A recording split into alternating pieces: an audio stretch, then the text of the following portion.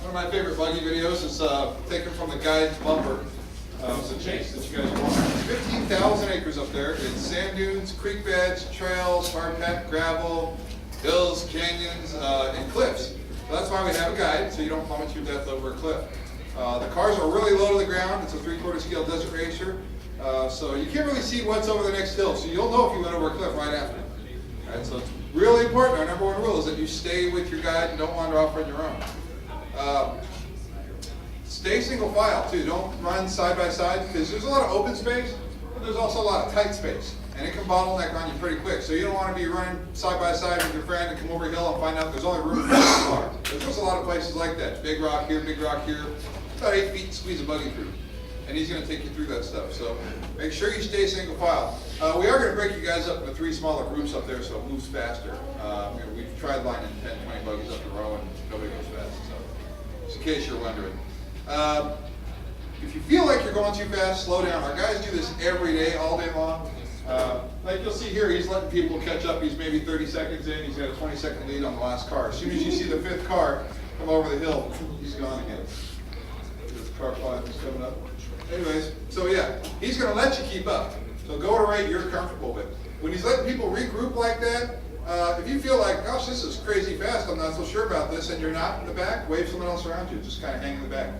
Go at a rate you're comfortable with. If you feel like you're losing control of the car, you probably are. Yeah. You'll get all strapped in there, you'll give the guy a thumbs up, and the next thing you'll think is, where's he going? Because he's going to be gone. He's going to tear off the desert. At some point, your guide will lose you. I used to say if, but it happens at least once every time. You're flying along out there, you come over a hill or around a corner, and the rest of the group has already made the next hill or the next corner. So all of a sudden, you're alone in the desert, you don't see anybody around you. If you don't know which way he went, stop, kill your motor, and sit and wait for him to backtrack to find you. Because if you guess wrong and you go down this canyon and we come back looking for you, it's 15,000 acres. There's not a whole lot of open space. It's all twisty canyons and everything. So you can wander around for a long time before you find anybody to ask directions or any sign of civilization for that matter. And it takes us forever to find you. So just if you don't know which way everybody went, don't guess, stop and chill. He'll be back in 2 minutes to get you back in with the group versus you run around for hours, you run out of gas, it starts getting dark, you're thirsty, it's cold. It's happened. We're all running around all over the desert, 10 of us looking for you. Yeah. So please just sit tight, we'll be back for you. If you're concerned about being found, stay with the buggy. Okay. In the sand, keep your speed up. If you're going up the dunes and you stop halfway and then you try and go, you don't go, you just dig a hole. You just spin your tires and dig in. If you do get stuck, don't continue to spin your tires. It just makes it worse and harder to get you out. Also burns up the clutches and belts.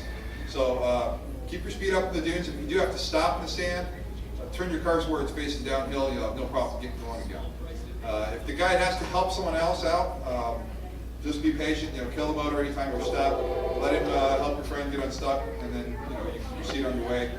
Not a good idea to start running around doing donuts while he's helping someone else out. When we get buggies going all kinds of different directions, that's when really bad stuff happens. All right. Leave a good amount of space between you and the other vehicles out there. There's no brake lights on these things. 95% of broken buggies is from collisions. Okay, so if you can avoid letting the cars touch, it goes a long way to keeping your credit card healthy. If you leave at least 3 car lengths more on the faster downhill stretches, riding on the bumper, the person in front of you is not going to make them go faster. They don't know you're there. You'll just run into them when you hit the brakes. That's a good pointer just to keep in mind. If the car in front of you is coming at you real fast, it means they're stopping. There's no red lights, there's usually the other pedal. So it really messes people up.